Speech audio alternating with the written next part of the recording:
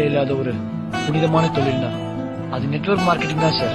தானும் ஜெயிச்சு மத்தவங்களையும் ஜெயிக்க வைக்கிற ஒரே தொழில் நெட்வொர்க் மார்க்கெட்டிங் தான் சார்.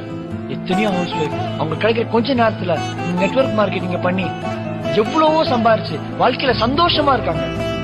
எத்தனையோ காலேஜ் போற ஸ்டூடெண்ட்ஸ் இந்த நெட்வொர்க் மார்க்கெட்டிங்க பண்ணி அவங்க பேரண்ட்ஸ்க்கு எவ்வளவு சப்போர்ட்டிவா இருக்காங்க தெரியுமா?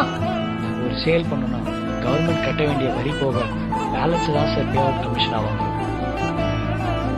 இங்க விளம்பரம்ன்ற பேர்ல உலக அழகிகளையும் சினிமா ஸ்டார்ஸையும் கூட்டிட்டு வந்து உயிருக்கு உழ வைக்கிற உணவுப் பொருட்களை சேல் பண்ணிட்டு இருக்காங்க.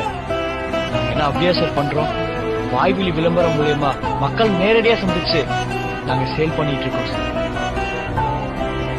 சினிமாக்காரங்க விளம்பரத்தில் நடிச்சு வாங்குற சம்பளத்தை நாங்க உழைச்சு வாங்கிட்டு இருக்கோம் சார்.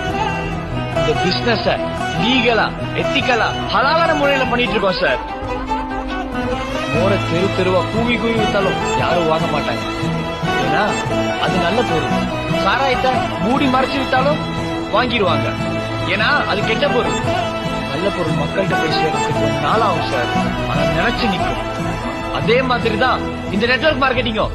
இப்ப கோஷம் போடுறவங்களாம் நாளைக்கு இந்த நெட்வொர்க் மார்க்கெட்டிங் தான் பண்ணுவான் சார்.